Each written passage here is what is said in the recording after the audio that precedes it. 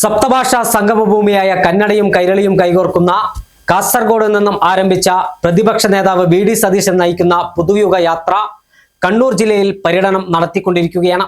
ആവേശകരമായ സ്വീകരണമാണ് ഓരോ സ്വീകരണ കേന്ദ്രങ്ങളിലും യാത്രയ്ക്ക് ലഭ്യമാകുന്നത്. ഐക്യജനാധിപത്യ മുന്നണിയുടെ മുൻനിര നേതാക്കന്മാരെല്ലാം യാത്രകളിൽ പങ്കാളിയാവുന്നുണ്ട്, സംസാരിക്കുന്നുണ്ട്. സ്ത്രീകളും കുട്ടികളും അടക്കമുള്ള ജനക്കൂട്ടം പ്രവൃത്തി ദിവസത്തിലും വി.ഡി. സതീശനെ കാണാനും അദ്ദേഹത്തിന്റെ പ്രസംഗം ശ്രവിക്കാനുമായി ഒഴുകിയെത്തുന്നത് വലിയ ആത്മവിശ്വാസമാണ് UDF ക്യാമ്പിന് നൽകുന്നത്. കോൺഗ്രസ് അതിന്റെ സ്ഥാനാർത്ഥി നിർണയ ചർച്ചയിലേക്ക് തന്നെ കടന്ന പശ്ചാത്തലത്തിൽ പുതുയുഗ യാത്ര കേരളത്തിലെ കോൺഗ്രസിനും ഐക്യജനാധിപത്യ മുന്നണിക്കും പുതിയ ഉന്മേഷം നൽകുമോ എന്നതാണ് കണ്ടറിയാനുള്ളത്.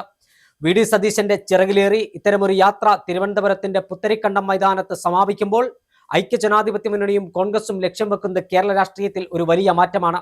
വിശദമായി പരിശോധിക്കാം. വി.ഡി. സതീശന്റെ യാത്ര തിരുവനന്തപുരത്തെത്തുമ്പോൾ അത് കേരളത്തിന്റെ രാഷ്ട്രീയ മണ്ഡലത്തിൽ ഒരു വലിയ മാറ്റത്തിന് തുടക്കം കുറിക്കുമോ?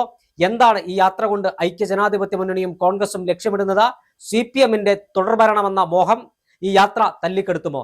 അതായത് പ്രതിപക്ഷ നേതാവ് വി.ഡി. സതീശന്റെ യാത്ര കാസർഗോഡ് ജില്ലയിലെ പര്യടനം പൂർത്തിയാക്കി കൊലപാതക രാഷ്ട്രീയത്തിന്റെ വിളഭൂമി എന്ന് വിശേഷിപ്പിക്കാൻ കഴിയുന്ന അക്രമ രാഷ്ട്രീയത്തിന്റെ വിളഭൂമി എന്ന് വിശേഷിപ്പിക്കാൻ കഴിയുന്ന കണ്ണൂർ ജില്ലയിലെ പര്യടനമാണ് അവസാനമായി നടത്തിക്കൊണ്ടിരിക്കുന്നത്.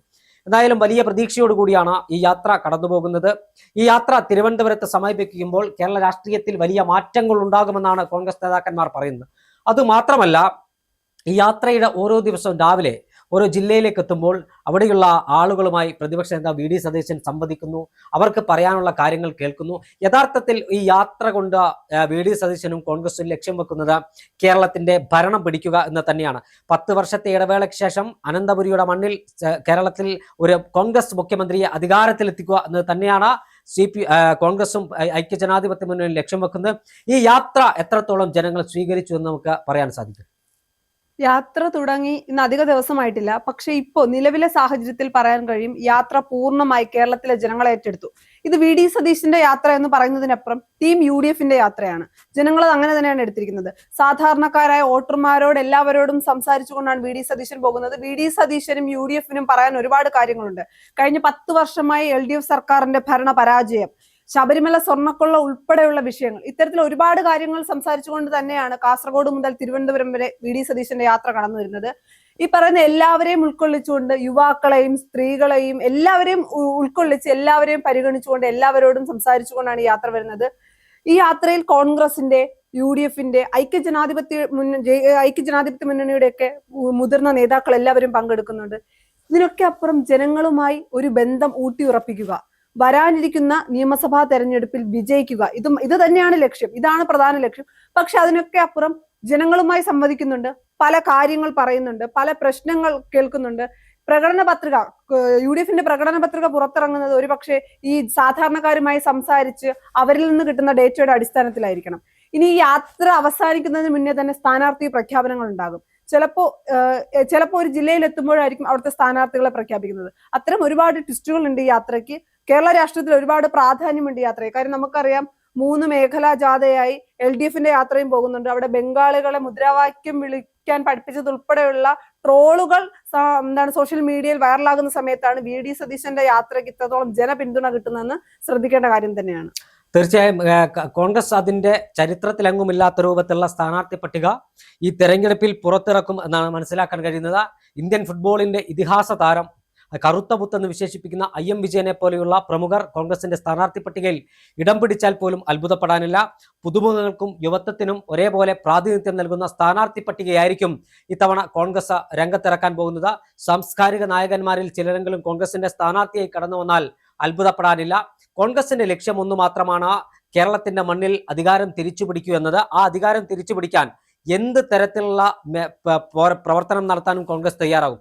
IM വിജയനെ പോലെ ഇന്ത്യൻ ഫുട്ബോൾ കണ്ട ഏറ്റവും മികച്ച താരങ്ങളിൽ ഒരാളായ, ഒരുപക്ഷെ ലോകോത്തര ഫുട്ബോൾ താരങ്ങളായ റൊണാൾഡോയോടും അതോടൊപ്പം തന്നെ ഡീഗോ മറഡോണയോടൊക്കെ ഉപമിക്കാൻ കഴിയുന്ന ഇന്ത്യൻ ഫുട്ബോളിന്റെ ഇതിഹാസ താരം IM വിജയനെ പോലുള്ള സ്ഥാനാർത്ഥികൾ മത്സരരംഗത്ത് ഇറങ്ങിയാൽ, അദ്ദേഹം ഇറങ്ങുമെന്ന കാര്യത്തിലൊന്നും ഇതുവരെ ഒരു വ്യക്തത വന്നിട്ടില്ല, അദ്ദേഹം ഇറങ്ങിയാൽ അത് ഐക്യജനാധിപത്യ മുന്നണിക്ക് കൂടുതൽ ഗുണകരമാവുന്ന കാര്യത്തിൽ സംശയമില്ലല്ലോ.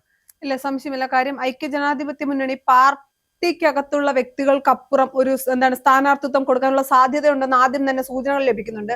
യൂത്തിനെ പരിഗണിക്കും, അല്ലെങ്കിൽ യൂത്ത് കോൺഗ്രസിനെ പരിഗണിക്കും, KSUവിനെ പരിഗണിക്കും എന്ന് പറയുന്നുണ്ട്. ഇതിനൊക്കെ അപ്പുറം സ്ത്രീകളെ പരിഗണിക്കും. ഇതിനെല്ലാത്തിനും പുറമെ പാർട്ടിക്കപ്പുറം അല്ലെങ്കിൽ പാർട്ടിയോട് അനുകൂല മനോഭാവമുള്ള നവോത്ഥാന നായകരെന്ന് നമുക്ക് പറയാൻ കഴിയുന്ന അല്ലെങ്കിൽ നാനാ മേഖലകളിലുള്ളവരെ കൂടി ഒപ്പം കൂട്ടുമെന്ന് പറഞ്ഞിട്ടുണ്ട്. അത്തരത്തിൽ കൂട്ടാൻ പാർട്ടിക്ക് കഴിഞ്ഞാൽ അല്ലെങ്കിൽ അത്തരം ആളുകളെ സ്ഥാനാർത്ഥിയാക്കാൻ കഴിഞ്ഞാൽ അത് ഒരു പരിധി വരെ തെരഞ്ഞെടുപ്പിനെ സ്വാധീനിക്കാൻ കഴിയും. അത് UDFന് ഗുണമാവുകയും ചെയ്യും. തീർച്ചയായും യൂത്ത് കോൺഗ്രസിന്റെ സംസ്ഥാന അധ്യക്ഷൻ OJ ജനീഷ് അടക്കമുള്ള സ്ഥാനാർത്ഥികൾ ഇത്തവണ തെരഞ്ഞെടുപ്പ് രംഗത്ത് മത്സരിക്കും. OJ ജനീഷ്, അതോടൊപ്പം തൃശൂർ ജില്ലയിൽ C പ്രമോദ് മത്സരിക്കാനുള്ള സാധ്യത കാണുന്നുണ്ട്. പിന്നെ അബിൻ വർക്കി മത്സരിക്കാനുള്ള സാധ്യതയുണ്ട്. KM അഭിജിത്ത്, VP ദുൽകിഫിലിനെ പോലെയുള്ള സ്ഥാനാർത്ഥികളെല്ലാം രംഗത്തിറക്കും. KSU സംസ്ഥാന അധ്യക്ഷൻ അലോഷ്യസ് സേവ്യർ, മുഹമ്മദ് ഷമാസ്, അൻ സെബാസ്റ്റ്യൻ, ഇത്തരത്തിൽ വലിയ സ്ഥാനാർത്ഥി യുവത്വത്തിന് അതുപോലെ പരിഗണിക്കുന്ന സ്ഥാനാർത്ഥി പട്ടിക തന്നെയായിരിക്കും ഇത്തവണ രംഗത്തിറക്കുക കോൺഗ്രസ്.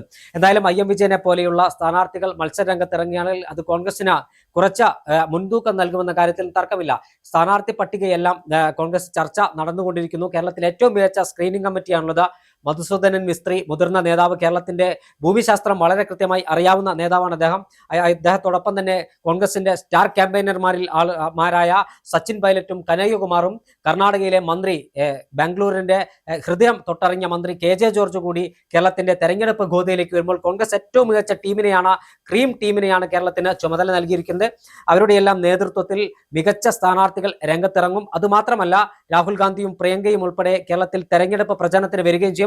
വലിയ മാറ്റം കേരള രാഷ്ട്രീയ ഭൂമികയിൽ ഈ തെരഞ്ഞെടുപ്പോട് കൂടി ഉണ്ടാകും. എന്തായാലും VD സതീശന്റെ യാത്ര കണ്ണൂരിലെ സ്വീകരണം ഏറ്റുവാങ്ങി പിന്നീട് അത് വയനാട്ടിലും കോഴിക്കോട്ടും മലപ്പുറത്തും പാലക്കാട്ടും തൃശ്ശൂരും എറണാകുളവും കോട്ടയവും ആലപ്പുഴയും ഇടുക്കിയും പത്തനംതിട്ടയും കൊല്ലവും കഴിഞ്ഞ തിരുവനന്തപുരത്തിന്റെ മണ്ണിൽ ഈ യാത്ര സമാപിക്കുമ്പോൾ കേരള രാഷ്ട്രീയത്തിൽ ഒരു പുതുയുഗം പിറക്കുമെന്നാണ് UDFും ഐക്യജനാധിപത്യ മുന്നണിയും കോൺഗ്രസും അവകാശപ്പെടുന്നത്. എന്തായാലും മറ്റൊരു ചോദ്യം ഉണ്ടല്ലോ, ഈ പറയുന്ന പോലെ തദ്ദേശ സ്വയംഭരണ സ്ഥാപനങ്ങളിലേക്ക് നടന്ന തെരഞ്ഞെടുപ്പിലെ സ്ഥാനാർത്ഥിയെ പ്രഖ്യാപിക്കുമ്പോൾ വലിയ പടലപ്പിണക്കങ്ങളൊന്നും ഉണ്ടായിരുന്നില്ല. നിയമസഭാ തെരഞ്ഞെടുപ്പിലും അതേ ഐക്യം പടലപ്പിണക്കമില്ലായ്മ നിലനിർത്താൻ കഴിയുമോ? ഐക്യവും പടലപ്പിണക്കവും ഐക്യമില്ലായ്മയും പടലപ്പിണക്കവും സ്ഥാനാർത്ഥി പട്ടിക പുറത്തു വന്നാൽ മൂന്നാം തവണയും അത് ഇടതുമുന്നണി അധികാരത്തിൽ വരുന്ന ബോധ്യം കേരളത്തിലെ കോൺഗ്രസിന്റെ നേതാക്കന്മാർക്ക് ഉണ്ടായെങ്കിൽ യാതൊരുവിധ പ്രശ്നങ്ങളും ഇല്ലാതെ സ്ഥാനാർത്ഥി പട്ടിക പുറത്തിറങ്ങും. മുൻപത്തെ പോലെയല്ല, മികച്ച മത്സരം തന്നെയാണ് നടക്കുന്നത്. ഏകപക്ഷീയമായ ഒരു മത്സരമല്ല എന്ന കാര്യത്തിൽ തർക്കമില്ല. കാരണം പലയിടത്തും നമുക്ക് മനസ്സിലാക്കാൻ കഴിയുന്ന ഒരു കാര്യം, മണ്ഡലങ്ങളിലെ ചില MLA-മാർക്കെതിരെ ജനവികാരം ഇല്ല എന്ന് തന്നെ പറയാൻ സാധിക്കും. അത്തരം മണ്ഡലങ്ങൾ പിടിച്ചെടുക്കണമെങ്കിൽ കോൺഗ്രസ് ഒറ്റക്കെട്ടായി രംഗത്തിറങ്ങണം, കോൺഗ്രസ് ഒറ്റക്കെട്ടായി മത്സരിക്കണം. പടലപ്പിണക്കവും തമ്മിലടിയുമായി തെരഞ്ഞെടുപ്പിനെ നേരിടാൻ വന്നാൽ മൂന്നാമതും പ്രതിപക്ഷത്തിരിക്കാമെന്ന ഉത്തമമായ ബോധ്യവും ബുദ്ധിയും വിവരവും കോൺഗ്രസ് നേതാക്കന്മാർക്കുണ്ട്. അതുകൊണ്ട് തന്നെ ഒരേ മനസ്സോടുകൂടി ഒറ്റക്കെട്ടായി ഒരുമയോടുകൂടി തന്നെയായിരിക്കും ഈ തെരഞ്ഞെടുപ്പിനെ നേരിടുക. ആ തെരഞ്ഞെടുപ്പിനെ നേരിട്ട ഐക്യജനാധിപത്യ മുന്നണിയുടെ നേതൃത്വത്തിലുള്ള സർക്കാർ അധികാരത്തിലേറ്റാനുള്ള എല്ലാ പ്രവർത്തനങ്ങളുമായി മുന്നോട്ട് പോവുകയാണ്. അത് തിരുവനന്തപുരത്ത് ഈ പുതുയുഗ യാത്ര സമാപിക്കുമ്പോൾ കേരളത്തിൽ ഒരു പുതുയുഗ പിറവി ഉണ്ടാകുമെന്നാണ് കോൺഗ്രസിന്റെയും ഐക്യമുന്നണിയുടെയും നേതാക്കന്മാർ ഒരേ സ്വരത്തിൽ പറഞ്ഞു വെക്കുന്നത്.